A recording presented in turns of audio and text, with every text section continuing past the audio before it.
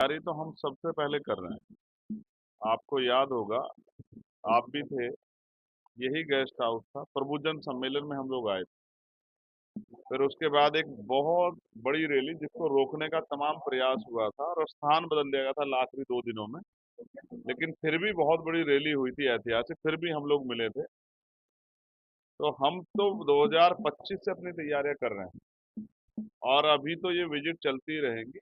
ये विजिट तो सिर्फ कार्यकर्ताओं का जो सक्रियता है उसको जांचने के लिए और चुनावी तैयारी कैसे और उनको मजबूत करनी है, क्योंकि प्रभारी कई जगह जो है घोषित किए गए हैं। 45 प्रभारी भी आजाद समाज पार्टी ने अपनी तैयारी के आधार पर घोषित कर दिए हैं और उनमें भी बहुजन समाज के सभी लोगों को मौका दिया उसको जांचने परखने के लिए, क्योंकि आगरा तो आप ये समझिए कि ये बहुजन समाज का किला है। हालांकि आगरा फेमस तो ताजमहल के नाम से है, लेकिन एक समय ऐसा भी था कि बहुजन समाज के लोगों की सबसे बड़ी शक्ति आगरा में थी और संख्या भी बहुत विशाल का है।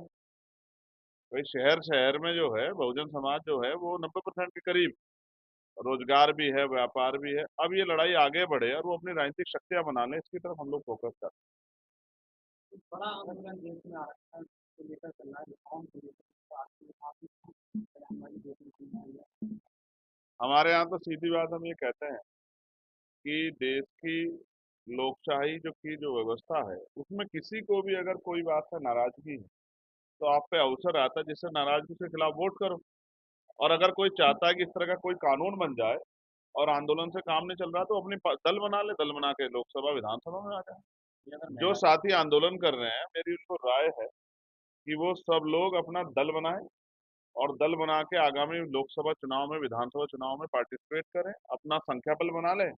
उनका बहुमत हो जाएगा, बहुमत बना के वो कोई भी कानून पास कर सकते हैं। छात्रों के आंदोलन के बाद छात्रों के आंदोलन के बाद जिन्होंने आप बीजेपी और आरएसएस जयललिता और जयललिता के साथ सीधा संवाद करते हुए 14 से 25 वर्ष की जो ये युवा है ये बहुत सेंसिटिव मामला है जो आप कह रहे हैं, युवा वाला वो भी है, लेकिन पहले इसकी गंभीरता को भी समझना पड़ेगा। आप ये समझिए, जो लोग आज विरोध कर रहे हैं उन्होंने कभी कुछ दिया नहीं। ये तो संवैधानिक व्यवस्था नहीं होती तो आप ये जो चुनावी भाईचारा इसको भी नहीं निभा पाते। और मैं आपको जो बात अब कहने वाला हूँ, आपने बीजेपी का जिक्र किया, उप मुख्यमंत्री का जिक्र किया, ये पूरे आंदोलन के पीछे ही कुछ ऐसी ताकतें हैं जो जातिगत जनगणना और उसके आर्थिक आंकड़ों से डरी हुई, जिनको लगता है कि जातिगत गणना अगर होगी, उसके आंकड़े जारी होंगे तो बहुत सारे लोगों के जो झूठे भ्रम फैलाए टूट जाएंगे। लेकिन इसमें जो दूसरा जवाब है मेरा, वो इनके सवाल से जुड़ता है। शिक्षा, पेपर लीक, रोजगार जैसे मुद्दों पे नौजवान इकट्ठा हुआ था और जब नौजवान इकट्ठा हुआ तो सरकार ने दिमाग लगाया कि इनको कैसे तोड़ा जाए।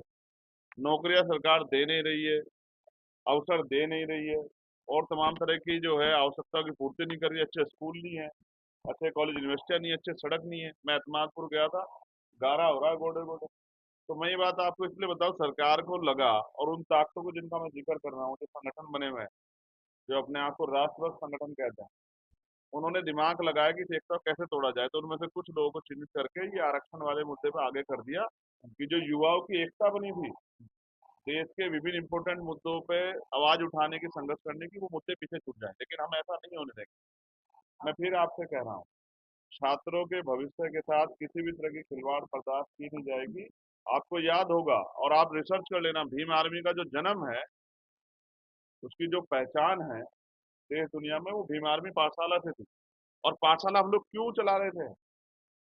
जब आप पाठशाला के बारे में जानेंगे तो ये भी जानेंगे क्यों चला रहे थे, क्योंकि सरकारी सिस्टम, सरकारी स्कूलों की हालात बहुत खराब है, जर्जर है। टीचर नहीं है, पर्याप्त टीचर नहीं है, बिल्डिंग अच्छी नहीं है, स्वास्थ्य सेवाएं नहीं है, सुविधाएं नहीं है, किताबें समय पे नहीं मिल रही है, शौचालय नहीं है, पेयजल पेयजल पदार्थ यानी कि पानी और वो आवश्यक सुविधाएं नहीं है, अच्छी शिक्षा नहीं मिल रही। इसलिए हमने पाठशालाएं चलाई कि हम अपने बच्चों को पढ़ा सकें, उनकी नींव मजबूत कर सकें।